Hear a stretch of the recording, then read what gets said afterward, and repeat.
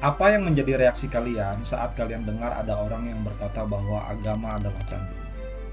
Marah, jengkel, sebel, atau bahkan langsung menyiapkan argumen untuk mengkritik balik?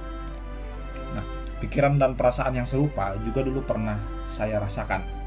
Dengan cepat saya menolak, mengkritik, tidak terima bahwa agama disebut sebagai candu karena merasa bahwa diri saya adalah praktisi dari agama itu sendiri. Namun, pikiran saya berubah di saat saya mulai mencari tahu apa sebenarnya makna di balik agama adalah candu. Dan hasil penemuan saya itu saya rasa ada baiknya dibagikan kepada kita semua supaya kita dapat memahami lebih dalam apa yang dimaksud sebagai agama adalah candu bagi masyarakat yang terkenal dan populer diucapkan oleh Karl Marx. Saksikan video ini selengkapnya, jangan lewatkan sedikit pun, dan ayo kita mulai.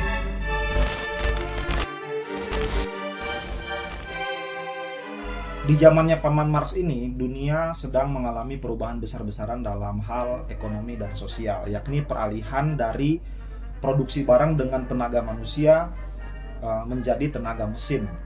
Sehingga hal ini mendorong orang-orang di zaman itu untuk beradaptasi dari cara yang konvensional, yakni pure dengan tenaga manusia, beralih ke tenaga mesin.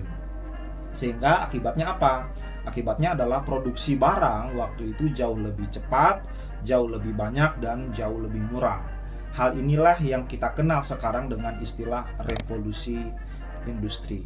Nah, apa akibat dari revolusi industri ini?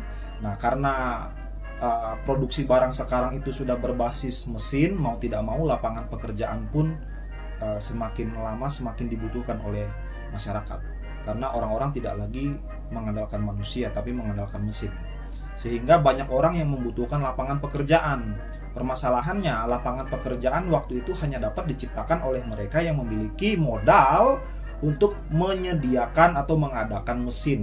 Dengan kata lain, kalau saya punya modal, saya bisa beli mesin, maka saya akan menciptakan lapangan pekerjaan.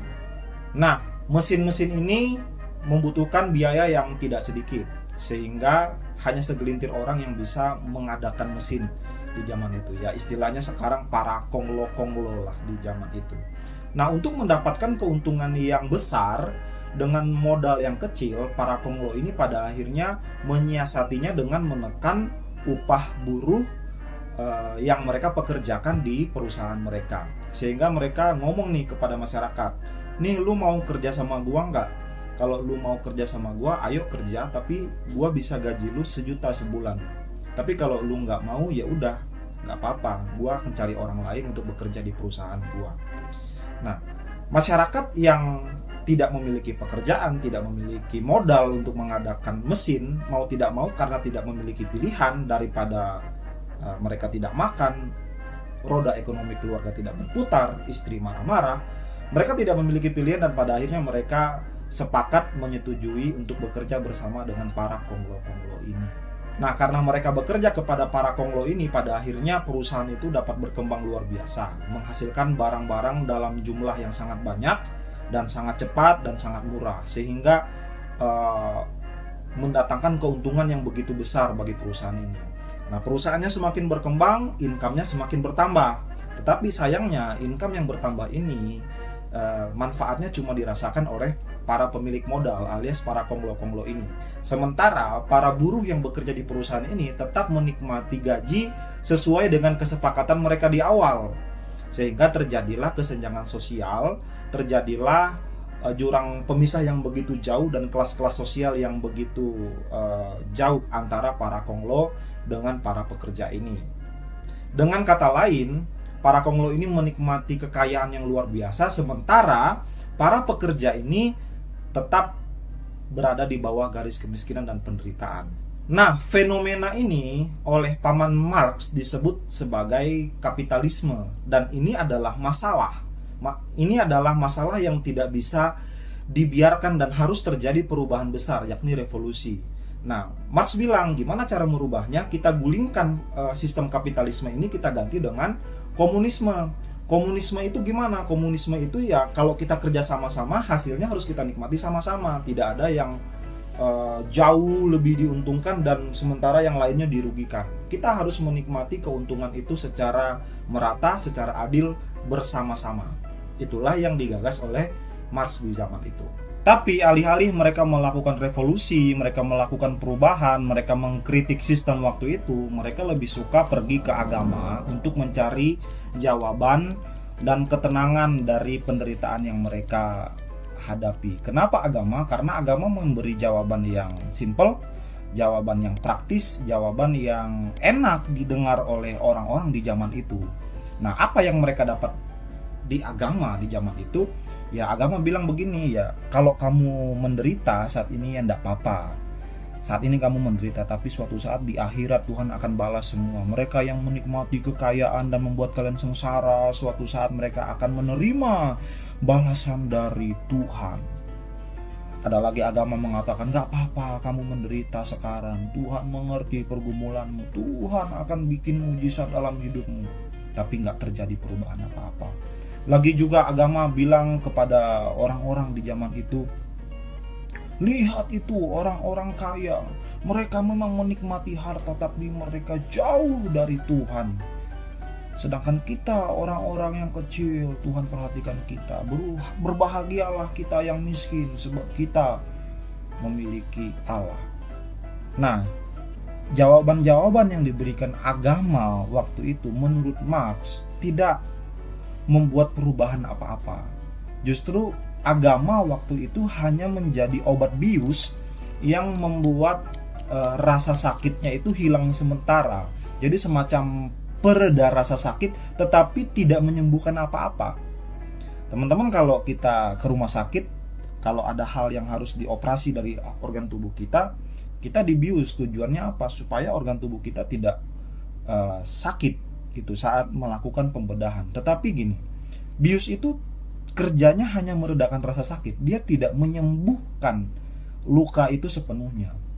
Jadi apa yang Marx maksud sebagai agama adalah candu, waktu itu agama alih-alih melakukan perubahan besar, alih-alih membuka mata masyarakat akan ketidakadilan dan ketimpangan sosial waktu itu, agama malah meninambobokkan orang, meredakan rasa sakit, tapi tidak melakukan perubahan apa-apa yang nyata dalam kondisi sosial. Sementara yang dibutuhkan oleh masyarakat di zaman itu adalah perubahan yang nyata supaya terjadi keadilan sosial. Jadi masyarakat yang datang ke agama saat itu pikirannya tidak tercerahkan, tapi justru terhibur di tengah rasa sakit yang mereka alami. Jadi agama saat itu berfungsi untuk meredakan rasa sakit yang sebenarnya sakit itu tidak benar-benar hilang, hanya reda. Sementara untuk menghilangkan rasa sakit itu, menyembuhkan rasa sakit itu, yang dibutuhkan bukan agama, tapi aksi nyata untuk melakukan revolusi. Nah, dalam kritiknya ini sebenarnya Marx tidak sama sekali membenci agama. Dia tidak menyentuh substansi agama, tapi dia mengkritik penyalahgunaan agama oleh para pemeluk agama itu sendiri.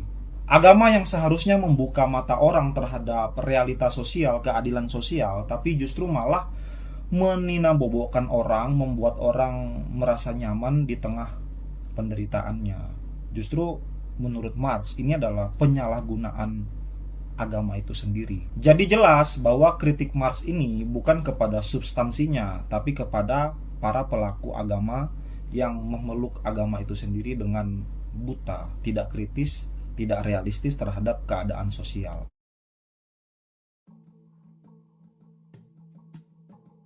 Pertanyaannya sekarang, bagaimana perilaku beragama di Indonesia yang kita cintai ini? Nah, kalau kita lihat by data yang dirilis oleh Setara Institute pada 2023, setidaknya ada 217 peristiwa dengan 329 tindakan pelanggaran kebebasan beragama, di mana 215 kasus dilakukan oleh bukan pejabat atau aparat negara, dan 114 kasus lainnya dilakukan oleh pejabat atau aparat negara. Gila nggak? Pejabat, aparat negara lagi melakukan tindakan intoleransi beragama di Indonesia. Dalam hal ini, agama sudah bukan lagi sebagai candu, karena kalau agama sebagai candu, minimal level kesadarannya tuh masih ada lah. Tapi dalam hal ini, agama itu sudah menjadi barang yang memabukkan orang, Sehingga orang mabuk agama, menganggap dirinya sendiri yang paling benar di antara yang lain, ya menciptakan keresahan di negara kita ini. Sehingga si A nutup rumah ibadah si B merasa tidak terima juga menuntut si A, dan terjadilah ketidakharmonisan di negara yang kita cintai ini. Dalam hal ini, agama sudah bukan lagi meninabobokan orang seperti di zamannya Paman Marx, tetapi agama itu sudah mematikan hati nurani dan naluri kita sebagai manusia yang saling mengasihi satu dengan yang lain.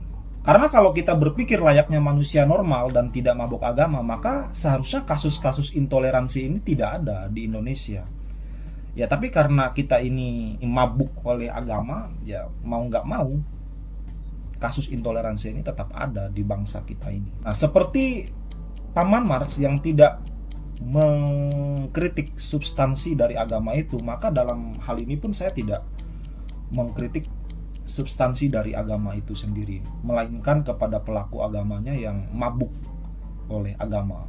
Menurut saya beragama itu tidak masalah, percaya kepada Tuhan itu tidak masalah. Yang menjadi salah adalah ketika engkau mabuk oleh agama. Seperti di zamannya Paman Marx, orang-orang tidak fokus kepada perubahan sosial dan ekonomi. Pikiran rakyat tidak tajam kepada hal-hal yang nyata di depan mata, sehingga mereka hanya bisa meratapi nasib dan bersandar kepada agama, berharap bahwa agama itu akan terus memberi jawaban atas kepedihan dan luka yang mereka dapatkan. Sebenarnya di Indonesia juga tidak jauh-jauh dari itu. Kita lebih suka debat agama, kita lebih suka menyerang agama lain, kita lebih suka menganggap diri kita sendiri benar daripada mengembangkan penelitian dan teknologi di bangsa kita. Sehingga apa? Sehingga energi kita ini begitu banyak terbuang kepada hal-hal yang saya rasa itu sia-sia dan tidak berguna sama sekali. Energi kita banyak tercurah dan terbuang kepada hal-hal yang tidak memiliki kontribusi apa-apa terhadap bangsa ini. Yang mana sebenarnya kalau itu dicurahkan atau dioptimalkan kepada hal-hal yang membangun seperti teknologi, seperti penelitian dan pengembangan, apapun itu yang berguna bagi kehidupan berbangsa kita ini, maka sebenarnya energi kita ini akan sangat memiliki sumbangsih yang besar terhadap peradaban bangsa kita. Tapi sekali lagi, sayangnya bangsa kita lebih suka debat agama. Apakah agama itu penting? Ya, agama itu sangat penting. Tapi apakah debat agama itu penting? Menurutku debat agama itu tidak penting. Lalu mengapa kalau debat agama itu tidak penting ada orang-orang yang berdebat agama? Sebenarnya jawabannya simpel.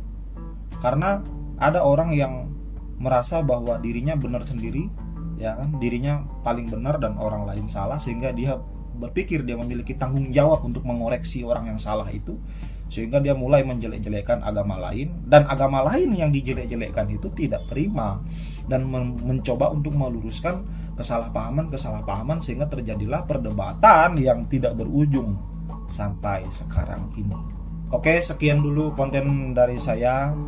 Semoga bermanfaat. Sampai jumpa di lain waktu di konten selanjutnya. See you.